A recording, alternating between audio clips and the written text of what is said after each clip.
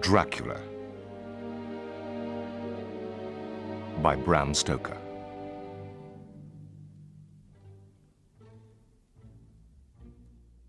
Jonathan Harker's journal, kept in shorthand. 3rd of May, Bistritz. Left Munich on 1st of May, travelling by train via Vienna and Budapest, en route to Transylvania. The district named by Count Dracula is in the extreme east of the country, in the midst of the Carpathian Mountains, one of the wildest and least known portions of Europe. I was not able to light on the exact locality of Castle Dracula, but I found that Bistritz, the post town named by Count Dracula, is fairly well known. It was twilight when we got to Bistritz.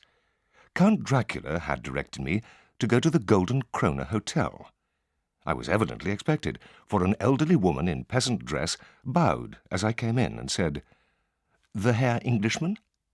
"Yes," I said, "Jonathan Harker." She smiled and handed me a letter. "My friend, welcome to the Carpathians. I am anxiously expecting you. Sleep well tonight. At 3 tomorrow the diligence will start for Bukowina. A place on it is kept for you. At the Borgo Pass, my carriage will await you, and will bring you to me. Your friend, Dracula." The 4th of May. This afternoon, before I was due to leave, the old lady came up to my room and said, in evident distress, "Oh, young Herr, do you know what you are going to? Must you go?" I told her that I was engaged on important business, that I must go. She then dried her eyes, and taking out a crucifix, fastened it round my neck. "For your mother's sake," she said. Then she left the room. Whether it is the old lady's fear, I do not know, but I am not feeling easy in my mind. 5th of May. The Castle.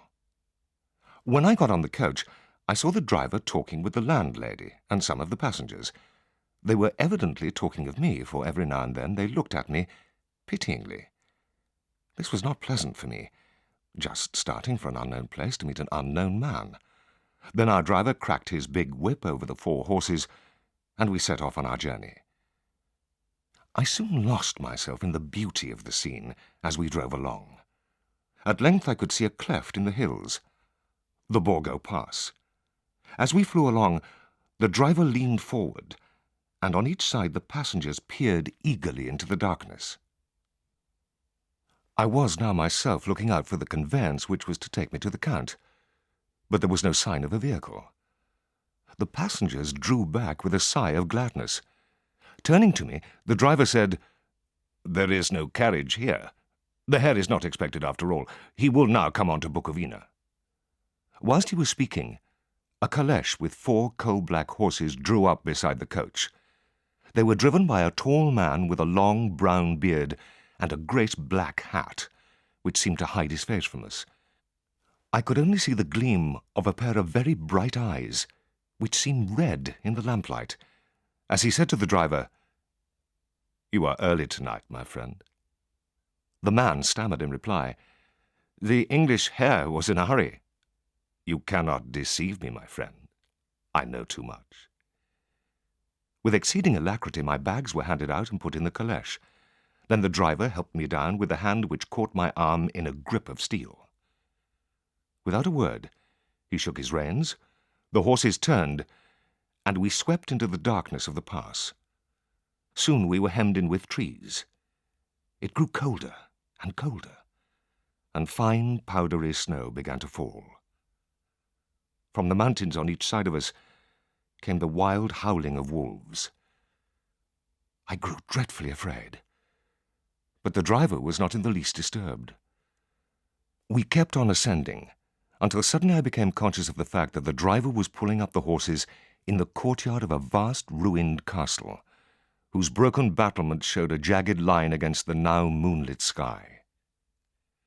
When the caleche stopped, the driver jumped down and assisted me to alight. Then he took out my traps and placed them next to a great door set in a projecting doorway of carved stone.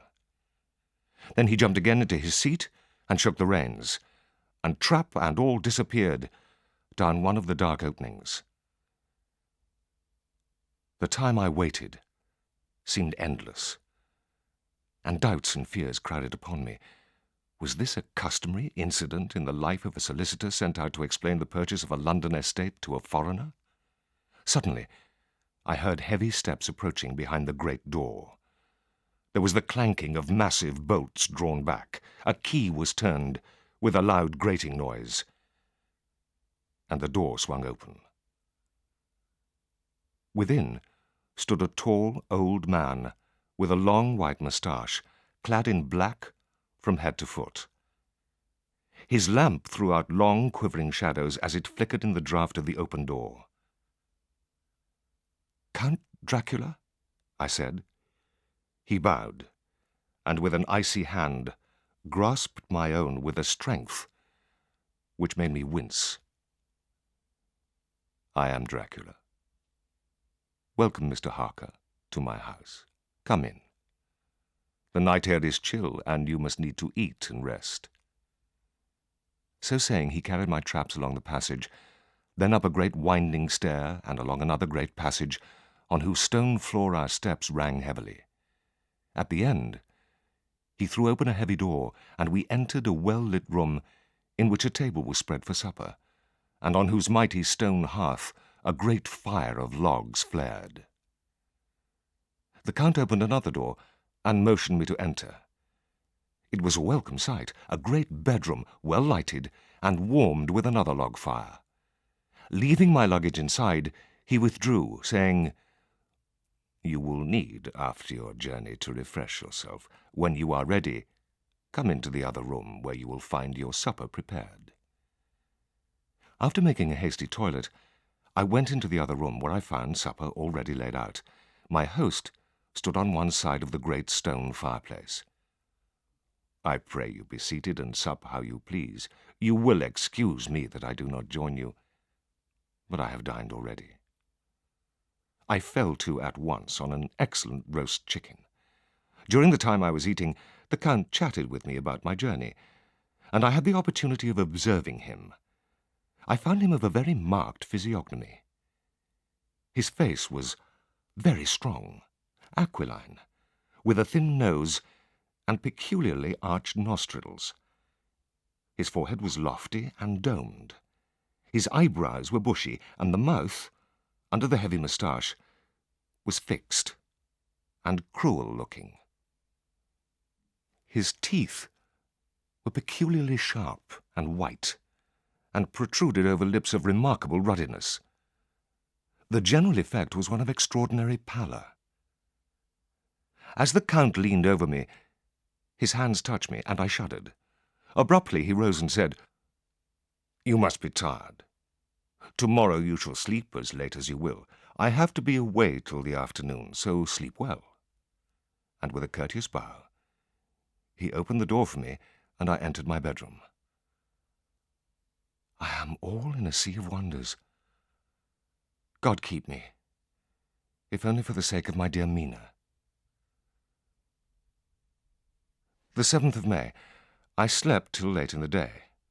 When I had dressed, I went next door and found breakfast laid out. There was a card on the table on which was written, "I have to be absent for a while. Do not wait for me. D." So I set to and enjoyed a hearty meal. When I finished, I looked about for something to read. Opening another door in the room, I found a sort of library containing a vast number of English books, whole shelves of them, all relating to England and English life and customs.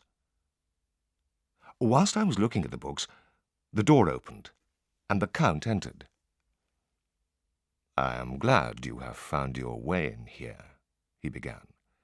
"These have been good friends to me ever since I had the idea of going to London. Through them I have come to know your great England. But come," he said, taking a seat near the fire, "tell me of the house which you have procured for me." "It lies at Purfleet," I rejoined, "on a by-road. The estate is called Carfax. It is surrounded by a high stone wall which contains in all some 20 acres with many trees, which make it in places gloomy. The house itself is large, dating back to medieval times, and communicates by a door with an old chapel or church. Without the walls there are but few dwellings close at hand, one being a very large house recently formed into a private lunatic asylum. When I had finished, he said, "I'm glad that it is old and big. I myself am of an old family, and to live in a new house would kill me. I rejoice also that there is a chapel of old times. We Transylvanian nobles love not to think that our bones may be amongst the common dead. I seek not gaiety nor bright sunshine. I love the shade and the shadow, and would be alone with my thoughts when I may." Presently, with an excuse, he left me. While he was away, I glanced at some of the books around me. One was an atlas, which I found opened at England. In certain places, little rings were marked. One was near London, on the east side, where his new estate was situated. Another was Whitby, on the Yorkshire coast. 8th of May. I only slept a few hours. When I got up, I had hung my shaving glass by the window and was just beginning to shave. Suddenly I felt a hand on my shoulder and heard the Count's voice saying, "Good morning." I started.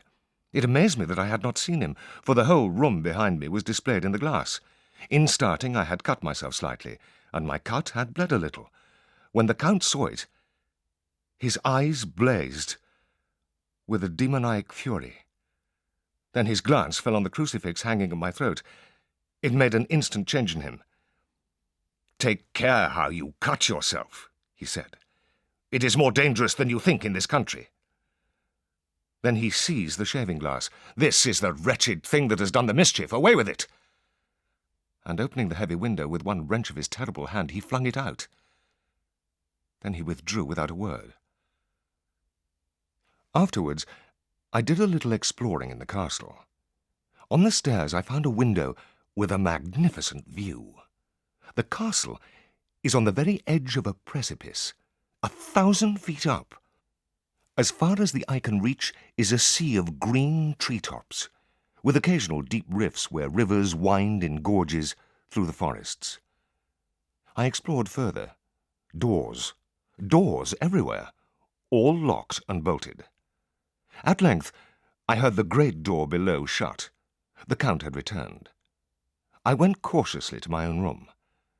When later I saw him through a chink in the door laying the table in the dining room, I was assured of what I had all along thought. There are no servants in the house. It must have been the Count himself who was the driver of the coach that brought me here. 12th of May. Last evening the Count said, "Have you written any letters?" I answered that I had not. "Then write now, my young friend," he said. "Write to whomever you choose, but I pray you, do not discourse of things other than business in your letters. It will doubtless please your friends to know that you are well. Is it not so?" As he spoke, he handed me notepaper and envelopes. I understood that I should be careful what I wrote, for he would be able to read it. So I determined to write only a formal note now, but to write fully to Mina in secret, and in shorthand, which would puzzle the Count if he did see it. When I had written my letter, the Count took it up and said, "I trust you will forgive me, but I have much work to do in private this evening." At the door he turned. "Let me advise you that should you leave these rooms, you will not sleep in any other part of the castle. Be warned. Sleep only in these rooms, or in your own chamber."